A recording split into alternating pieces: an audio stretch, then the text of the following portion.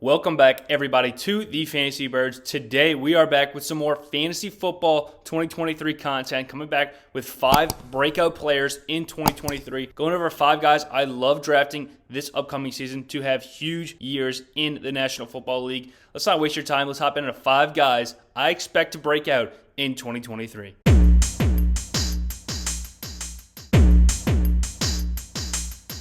Before we get started, I'm ranking these guys in order of most likely to break out, in my opinion. So in the number 1 spot of our breakout players, I'm going with Garrett Wilson, the second-year wide receiver for the New York Jets. First, let's get some obvious information out. Last season, Wilson had maybe the worst quarterback play in the entire National Football League with Mike White, Zach Wilson, Joe Flacco, a combination of guys that just weren't getting it done for the Jets. This year, obviously, they make the trade for Aaron Rodgers. Just an MVP 2 seasons ago, so this guy's proven he can do it. How long he's going to be doing it for the Jets, we don't know. But this season, he's going to be the quarterback for Garrett Wilson, who had a pretty solid year despite that terrible quarterback play that we just talked about. Finishes as wide receiver 21 on the year, but really started to ramp up as the year got going. 7 of the last 10 games, Garrett Wilson's actually putting up double-digit fantasy points. For a rookie wide receiver, that's very impressive numbers. Wilson actually posted the second most targets for a rookie wide receiver in the past 20 seasons. Pretty remarkable numbers considering the guys we've had come out and have some pretty dominant rookie campaigns,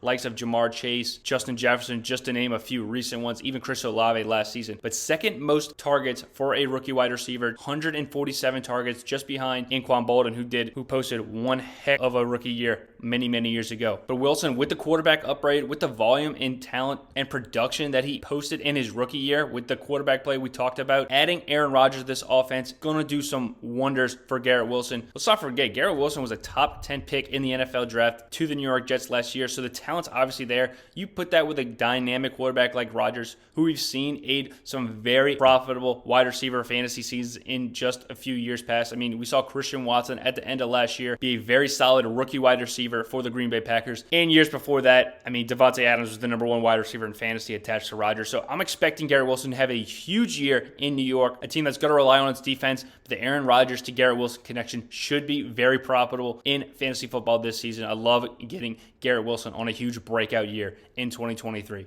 Second guy on my list, I'm not sure if you want to call him a breakout, Tony Pollard, because he's been in the league for so long. But still, only at age 26, Tony Pollard, now the feature running back in Dallas. No more Ezekiel Elliott, who's really been hampering Pollard's upside for the past 2 or 3 seasons now. I mean, we've seen Zeke take a huge hit to his efficiency and production as the years have gone on, taking so much mileage on those legs throughout his time at Ohio State and in the NFL as a Cowboy. Pollard, in stints of being the backup running back for the Cowboys, did extremely well. I mean, he finished as a number 7 running back last year with Zeke playing most of the games. But I want to look at the games that Zeke did miss last season. Tony Pollard actually averaging 26 fantasy points per game in games that Zeke did not play in. Over 120 rushing yards per game for Tony Pollard in this 2-game stretch. Very small sample size, I will admit, but still, I don't expect much for this Cowboys team to change from last year to this upcoming season. They add Brandon Cooks on the outside. Cooks, CeeDee Lamb should provide some very outstanding wide receiver play. So this offense is going to score some points, and I want the leading running back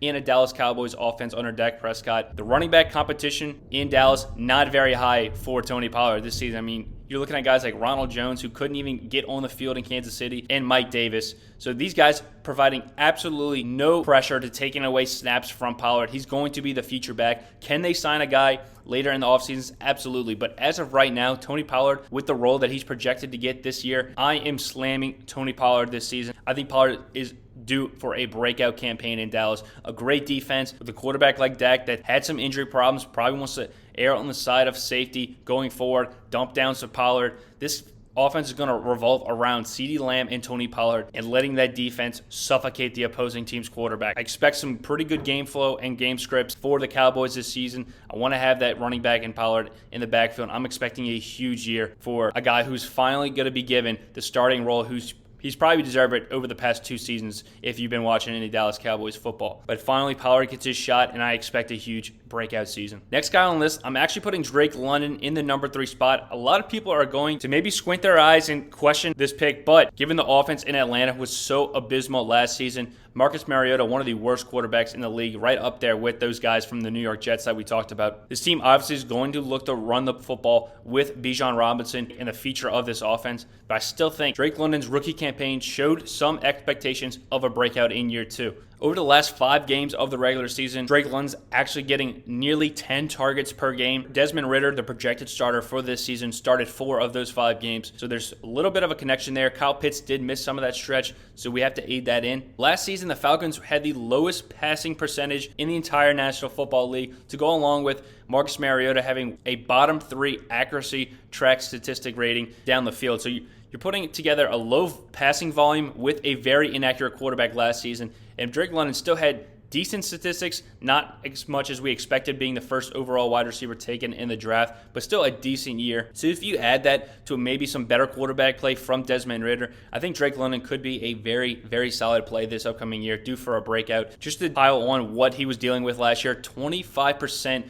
of Drake London's targets last season were completely uncatchable passes. Just shows you what he's kind of had to deal with in his rookie season. An offense led by Ridder, I'm expecting it to be a little bit better. It can't be any worse than what he was dealing with last year, but a little bit better with some more efficiency from the quarterback position and the running back position. Bijan Robinson, they're going to lean on him a lot this year. He should be able to increase this offensive production, which could look to more passing options, to more passing volume, and to more touchdown volume for this Atlanta Falcons team. So I think London has the capability. He's obviously got the talent, being the number 8 overall pick last season. Now there's some help around him in this Atlanta offense. Still a team that wants to run the ball, but coaches already said they want to be more balanced heading into the 2023 season. So with some more uptick in the passing volume, I think Drake London could be due for a breakout second-year campaign. Nothing like Garrett Wilson, what I'm expecting from him, but still, you're getting Drake London much, much cheaper in drafts. Very much optimistic on Drake London this upcoming year. Next guy I want to talk about, another second-year wide receiver, this time Treylon Burks, the wideout out of the University of Arkansas. I had Treylon Burks on a buy low dynasty video just because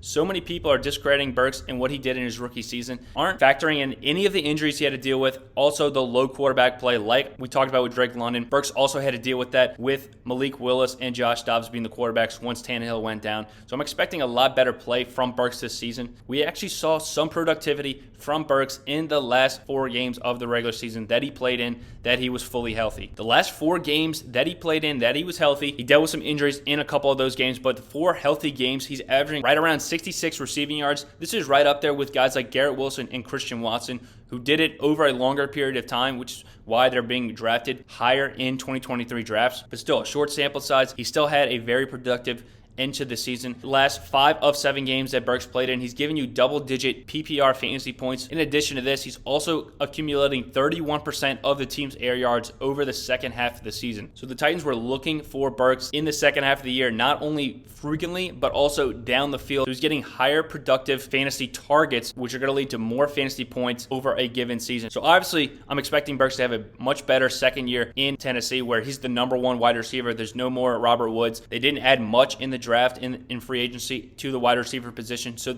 this tells me the team believes in Burks, and he does profile to be that A.J. Brown run after the catch type player. A very well-built, strong lower half to go along with the size and speed he has. And I expect the Titans to lean on him as the wide receiver 1 in this offense, who should have Ryan Tannehill back and healthy this upcoming season, which can only improve Treylon's stock coming into the year. What we saw at the end of last season and a healthy Treylon coming into training camp to go along with not much competition in that wide receiver room, Treylon Burks is going to be our 4th breakout player on this list heading into 2023. Last guy on our list is going to be David Njoku, the tight end for the Cleveland Browns. Not much analytics here. Njoku gets contract from the Browns last offseason, so he's got the team capital from the front office. It says they're going to believe in him. So that tells me he's locked into this role as the tight end 1 in Cleveland. He's been playing over 90% of the snaps, so he's not coming off the field at all for the Browns. Not only this, he's also playing a large percentage of his snaps in the slot, which is going to aid some more production in fantasy rather than just being at the tight end position, being an extension of that offensive line. So he's playing snaps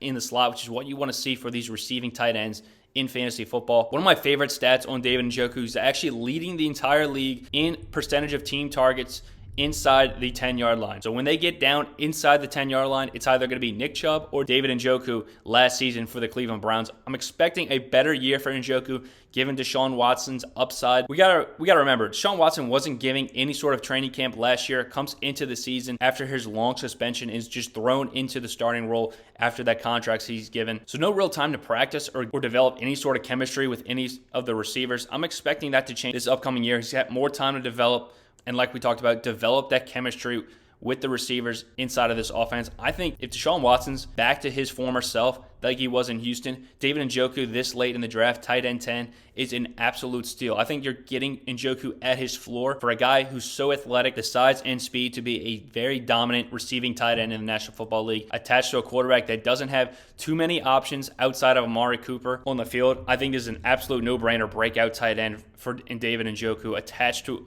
a player like Deshaun Watson, like we've seen, who's been a top 5 quarterback in the NFL not too long ago. Let me know what you think of these 5 players that I expect to break out in the 2023 season. A couple other guys I wanted to put on this list. Travis Etienne. I love Travis coming into the season. A lot of people are fading him due to the Tank Bigsby draft pick. I'm not worried about that at all. Etienne would have been on this list as well, but he had a strong year last year, so I didn't want to call that a breakout, given that he already had that number 1 role in his offense at the end of last season. Christian Watson was also a guy I was leaning towards throwing on this list in the second year that we saw so much productivity at the end of his rookie campaign, but with some question marks at quarterback and Jordan Love, I ate it on the side of fairness. I'm still drafting Christian Watson, but I just wasn't confident enough to throw him on the breakout list. But let me know what y'all think. I love hearing y'all's opinion. Drop a like on the video. I really appreciate any kind of support. And drop a comment on anything you want to talk about fantasy football. I love talking fantasy with you guys. Appreciate you guys watching. I'll see you guys next week with another episode of the Fantasy Birds.